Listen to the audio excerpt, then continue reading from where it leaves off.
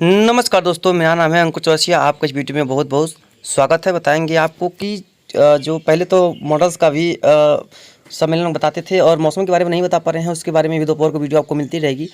मौसम किस तरह का 10 दिनों में रहने वाला है, तो केवल मॉडल से ही सब कुछ नहीं होता है।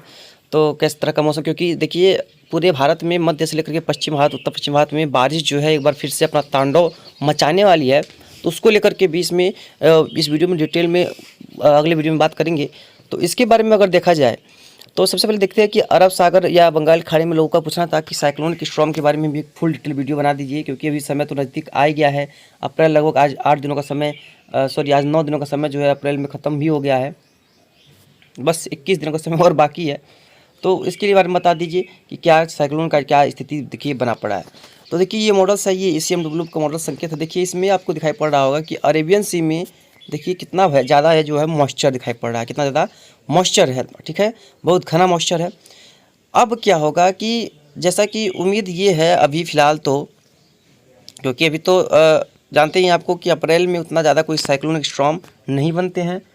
जो स्टॉर्म बनते हैं वो अधिकतर मई और जून के महीने में ही बनते हैं। तो अभी तो मई 20 दिनों का समय, 21 दिनों का समय बाकी है, अभी पूरा महीना मान के चलिए बाकी है। तो लेकिन देखिए अभी के मुताबिक अगर साइक्लोन के हिसाब से अगर अनुमान लगाया जाए तो जब चक्रवाती तूफान बन जाते हैं तब भी उन कभी कभी ऐसा होता है कि तब भी उसका ट्रैक निर्धारित करना मुमकिन नहीं होता है। तो अभी से किसी भी साइक्लोन का, किसी भी चक्रवाती तूफान का ट्रैक बता पाना इतनी आसान बात तो नहीं है। लेकिन लोगों का पूछना था क्या जून में तूफान बनेगा, तो पूरा जो लगभग 95% इंडिकेशंस हैं कि जून में अरब सागर में एक तूफान बनेगा। कितना प्रभावी होगा और कब बनेगा ये जून के फर्स्ट वीक में ही लग रहा है। बंगाल खाड़ी में भी तूफान बनने की संभावना नज़र आ रही है इस बार ट्रॉपिकल समय में, यानी कि ट्रॉपिकल जैसे कि स्टॉर्म वो बन सकता है। तो उम्मीद क्या करते सकते हैं कि हम लोग किस तरह का भी क्या बनेगा। देखिए तब 25 अप्रैल से 2 मई के बीच में एक बंगाल खाड़ी में हलचल होती हुई नज़र आ रही है। यहाँ पर जो है ये बंगाल खाड़ी में हलचल होती हुई नज़र आ रही है। और ये जो यहाँ पर लो प्रेशर एरिया इन्हेंस होकर के, मजबूत होकर के एक चक्रवाती तूफान में तब्दील हो सकता है। और पता है आपको कि अभी फ़िलहाल जो सी टेम्परेचर है, यानी कि जो SST है, सी सरफेस टेम्परेचर, यानी कि जो समुद्री सतह के तापमान है, वो तापमान जो तूफान बनने के लिए लगभग अनुकूल हो गए हैं। लेकिन थोड़ी सी और गर्मी पड़ने दीजिए, तब यहाँ पर जब कम दबाव का क्षेत्र बनेगा, तो वो जो कम दबाव का क्षेत्र है वो तूफ़ानी चक्रवाती तूफान में तब्दील हो जाएगा, यानी कि तूफ़ान बन जाएगा। अच्छा खासा इंटेंसिटी का वो तूफ़ान होने वाला है। ठीक है, ऐसा लग रहा है। या इस बार जो भी तूफ़ान बनेंगे उसका इंटेंसिटी जो है काफ़ी तगड़ा होगा और काफ़ी बढ़िया वो प्रभाव दिखाएंगे। लेकिन उनका तो भाई प्रभाव बढ़िया नहीं कर सकते, क्योंकि वो काफ़ी ख़तरनाक होते हैं। चलिए अब देखते हैं। तो अभी के मुताबिक ऐसा लग रहा है कि अरब सागर हो या बंगाल की खाड़ी हो, इन दोनों समुद्री तूफान जो भारत है, इन दोनों समुद्री भारत में तूफ़ान बन सकता है। लेकिन स्ट्रॉन्ग जो है, जैसे कि अभी के मुताबिक लग रहा है कि स्ट्रॉन्ग जो है तूफ़ान वो बंगाल की खाड़ी में होगा और यहाँ पर ये सुपर साइक्लोन यानी कि जो है महा तूफ़ान भी बन सकता है, ऐसा लग रहा है। देखिए अभी ये बहुत दूर की बातें हैं, ये बहुत कंफर्म नहीं है हमको कि ऐसा मतलब सोचेगा कि नहीं ये कंफर्म मान के चलते हैं कि तूफ़ान बनेगा और सुपर साइक्लोन बनेगा, ऐसा कुछ भी नहीं है। आपने बताया था कि अंदाज़ा बताइए, तो वो लग रहा है जैसा। अगर मॉडल्स में चेंजेस आते हैं, समय के हिसाब से बदलाव होता है, तो वो कम ज़्यादा या नहीं भी बन सकते हैं, वो तो समय की बात है। लेकिन जैसा अभी प्रतीत हो रहा है उसके बारे में बता रहे हैं। तो भाई साहब बहुत ज़बरदस्त तूफ़ान बन सकता है। क्या बन सकता है? सुपर साइक्लोन, यानी कि S से कैटेगरी 5 का तूफ़ान बन सकता है। अरब सागर में भी, यहाँ पर भी लगभग कैटेगरी 4 का तूफ़ान तो बन ही सकता है, ऐसा यहाँ पर लग रहा है।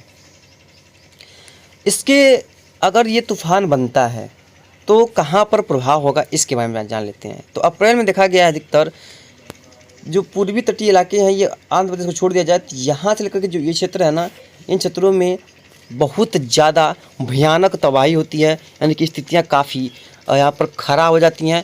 और यहाँ पर जो रेड कलर का यहाँ पर जोन यहाँ पर दिखाई पड़ रहा है, यहाँ पर देख पा रहे हैं, यहाँ पर इतनी ज़बरदस्त बारिश होती है, इतनी ज़बरदस्त हवाएं चलती हैं कि यहाँ पर इंसानों का तो छोड़ो, जानवरों का तो छोड़िए, इंसानों का भी रहना यहाँ पर दुर्लभ हो जाता है कि स्थितियाँ यहाँ पर जो काफ़ी ख़राब हो जाती हैं। तो यहाँ पर लोगों को ज़्यादा सतर्क रहना चाहिए अगर ऐसा कुछ होता है तो। अगर अरब सागर में बनता है तो अधिकतर ये तो ओमान के तट की ओर जाते हैं, लेकिन अगर ओमान के तट को छोड़ दिया जाए और पाकिस्तान के भी तट को छोड़ दिया जाए तो, क्योंकि इन क्षेत्रों में भी तो खतरा है, इन क्षेत्रों में भी काफ़ी ज़्यादा खतरा है, ऐसा नहीं है कि इसमें खतरा नहीं है, इसमें भी बहुत ज़बरदस्त खतरा होता है इन तूफ़ानों का। अगर भारत की बात करते हैं तो महाराष्ट्र, कर्नाटक से लेकर के ये जो गुजरात का क्षेत्र है, यहाँ पर तबाही वाली वर्षा होती है और यहाँ पर तबाही वाली हवाएं चलती हैं, जिसकी वजह से स्थितियाँ काफ़ी ख़राब होती हैं।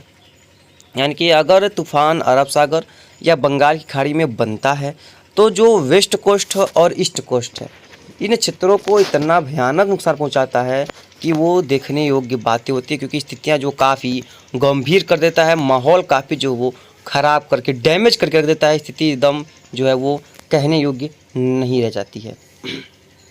ये रहा सुपर साइक्लोन का अपडेट। तो अभी साइक्लोन तो बना ही नहीं, सुपर साइक्लोन का अपडेट हमने दे दिया, तो जो लग रहा है वो अंदाज़ा हमने बताया है, इसमें कोई कंफर्मेशन मत मानिएगा। अभी जब बनेगा तो वो बनेगा, और बनेगा तो हम आपको ज़रूर से अपडेट करेंगे। लेकिन 25 अप्रैल से लेकर के 2 मई के बीच में कुछ सिस्टम का एक प्रभाव नज़र आ रहा है, लेकिन अभी कब कन्फर्म होगा वो लगभग 20 तारीख के आसपास कन्फर्मेशन मिल जाएगी कि क्या होने वाला है। इस समय जो यहाँ पर साइक्लोन बनेंगे इनका ट्रैक आपको पता ही होगा, कुछ इधर जाएंगे ओमान की तरफ, कुछ पाकिस्तान की तरफ, कुछ सिंध की ओर, अफगानिस्तान की तरफ, कुछ राजस्थान की तरफ, कुछ गुजरात की तरफ, और कुछ महाराष्ट्र और कुछ केरल की तरफ। इस तरह का इनका जो है ट्रैक होता है। अगर यहाँ पर बनता है साइक्लोन तो कुछ म्यांमार की तरफ, फिर यहाँ म्यांमार, फिर इधर पूर्वोत्तर भारत, फिर बांग्लादेश, फिर पश्चिम बंगाल, फिर उड़ीसा कोस्ट, फिर ये मध्य प्रदेश का कोस्ट का क्षेत्र, आंध्र प्रदेश, इन क्षेत्रों में ये तूफान जो है इनका जो है ट्रैक होता है। इसी तरह का इनका जो ट्रैक है वो देखने को मिलता है, और इनका यही ट्रैक ही होता है। और इन्हीं की वजह से इन क्षेत्रों में ही कई इलाकों में काफ़ी भयंकर तूफ़ानी रफ्तार हवाएं चलती हैं, काफ़ी भयंकर यहाँ पर जो रेनफॉल देखने को मिलता है। तो उम्मीद करते हैं कि आपको सभी कुछ समझ में आया होगा, क्योंकि अभी इसे डिटेल में बताना मुश्किल होता है। कभी भी जब चक्रवाती तूफान बनने होता है, अगर लो प्रेशर से लेकर के जब well mark low pressure area बन जाता है, तब हम कह सकते हैं कि हाँ अब ये तूफ़ान जो है वो थोड़ी सी मजबूती पकड़ेगा, और कहाँ पर इसका ट्रैक होगा तब बता पाना थोड़ा सा आसान होता है। लेकिन अभी से बता पाना इतना आसान नहीं होता है कि कहाँ पर किस तरह से यहाँ पर जो है तूफ़ान बनेगा और कहाँ पर किस तरह से तूफ़ान जाएगा। इसके बारे में तो बताना इतना आसान तो अभी फ़िलहाल किसी के लिए भी बस की बात नहीं है, हमारे ही छोड़िए, किसी की बस की बात फ़िलहाल नहीं होती है। बस अंदाज़ा होता है कि हाँ यहाँ पर ऐसा होगा तो यहाँ पर ऐसा हो सकता है। और तो आपने बता दिया कि भाई देखिए तूफ़ान तो बनेंगे, 1 या 2 या 3 या 4 तूफ़ान तो बनेंगे, और 200 कम से कम बनेंगे, बाकी तो समय की बात है। किस तरह का जो है माहौल देखने को आगे मिलता है उसके बारे में हम आपको लगातार अपडेट करेंगे, जिससे कि आपको किसी प्रकार से किसी भी तरह का दिक्कतों का सामना करना ना पड़े और आपको अच्छी से अच्छी नॉलेज मिल सके। अगर वीडियो पसंद आए तो लाइक करना, सब्सक्राइब करना मत भूलिएगा, जिससे कि आपको अच्छी से अच्छी इसी तरह का नॉलेज वीडियो आपको पहुँचाते रहें और आपको आपके परिवार को सभी कुछ मौसम की जानकारियों से रूबरू कराते रहें। धन्यवाद।